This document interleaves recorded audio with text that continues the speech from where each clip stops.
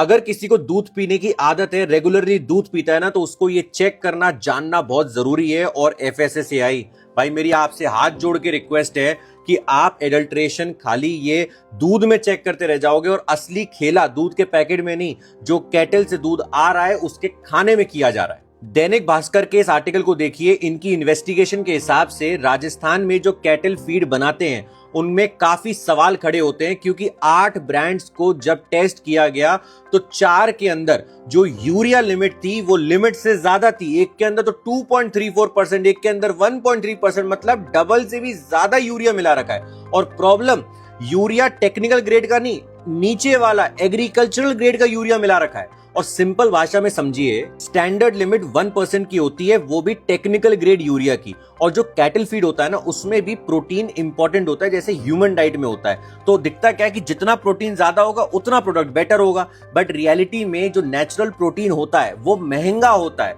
और इसी चीज का ये लोग फायदा उठाते हैं। यूरिया के अंदर क्या है, नाइट्रोजन वगैरह है, तो उसमें आर्टिफिशियली लगता है कि भाई देखो प्रोडक्ट के अंदर कितना प्रोटीन मिल गया।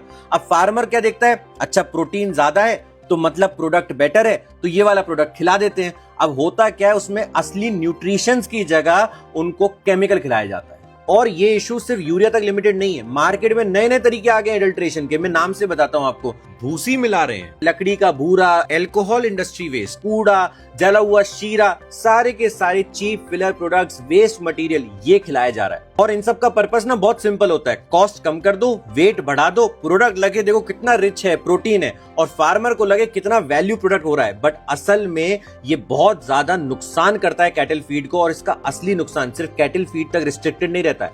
दैनिक भास्कर की इसी इन्वेस्टिगेशन ने बताया था कि इसमें किडनी, लिवर स्ट्रेस, फिर milk product issues, pregnancy related complication, ये सब जानवर में तो होते ही हैं, बट साथ में जो मिल्क पी रहे हैं इन दी एंड उससे बना हुआ, वहां पर प्रॉब्लम होती है। क्योंकि प्रेग्नेंट मदर्स, बूढ़े लोग, जवान बच्चे, छोटे बच्चे सब दूध पीते हैं। इसीलिए इस जगह कपिला कैटल फीड का एग्जाम्पल बहुत इंपॉर्टेंट हो जाता है, क्योंकि जैसे दैनिक भास्कर की रिपोर्ट के हिसाब से ऐसे यूरिया मिलाया जा रहा है, वो भी बढ़ा हुआ क्वांटिटी में।